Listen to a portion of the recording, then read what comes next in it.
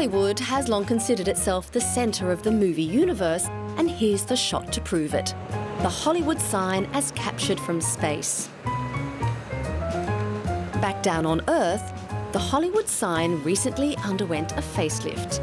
It's been sitting high above the city of Los Angeles since 1923 and is, not for the first time, receiving a scrub down and a fresh coat of white paint. The job was not as easy as it sounds. The south-facing sign is deceptively large. The letters are each 24 feet wide and 45 feet high, or 8 by 15 metres. Despite their size, they are in fact a few feet shorter than the original version. I'd noticed that the Mother Nature had been very tough on the front of the sign. So when Baycal and Red Diamond Coating called and said, we'll offer a gift to the citizenry of Hollywood to repaint the sign, it was perfect timing and a heck of a Christmas gift for all of Los Angeles. It's not the first time this sign has got its timing right. The Hollywood land sign was originally advertising a land development and was not intended as a permanent display, but as is often the case in life and the movies, timing is everything. The infant Hollywood was growing rapidly and was at the height of its fantastic dream factory period in the early 1920s. Hollywood sign history goes back to 1923. At that time, it was 13 letters, not 9, and it said Hollywoodland. It was an advertisement for selling homes up on this hillside.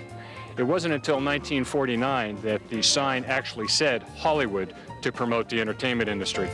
But perhaps the myth of the Hollywood sign was not complete until an element of pathos was imposed upon it.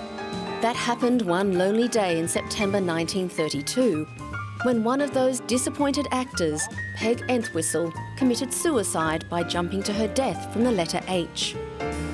For some, the dream factory became a nightmare.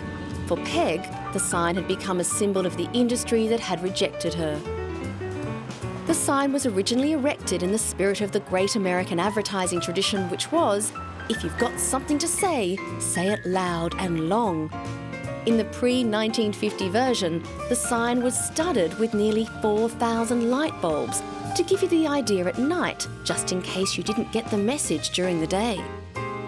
The sign's power isn't just the result of the power of its name, there is an element of optical illusion as well. From the ground, the contours of the hills give the sign its well-known wavy appearance.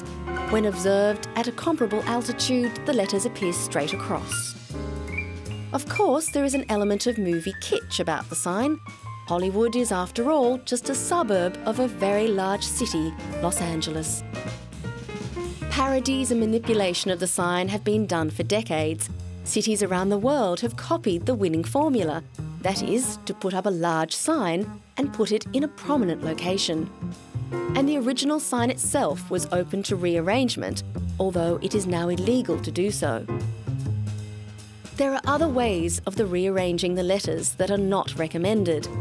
The letter H itself was destroyed when the sign's 1940s caretaker drove home drunk, lost control and actually smashed his car into the letter. A sign for these times is the presence of security cameras. Unlike in previous eras where people, if they made the effort to climb or drive up the hill, had free access to the sign, it is now closed to the public. So to keep the sign safe, we have many security cameras on the sign, in back of the sign, and below the sign. So the police are watching the sign and the trails coming up to it 24 hours a day, 365 days a year. Whichever way the Hollywood sign is viewed, from up close or from outer space, it remains one of the most recognisable signs in the world.